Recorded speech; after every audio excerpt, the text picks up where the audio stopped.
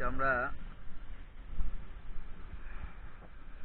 Fishing ম্যানের fishing দেখবেন। আজকে আমরা যাচ্ছি পুরো টিম, ফিশিং টিম।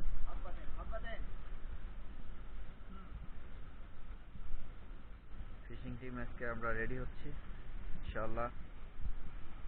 বাকি ভিডিওগুলো দেখবেন আমাদের পরবর্তী টাইমগুলোতে ইনশাআল্লাহ।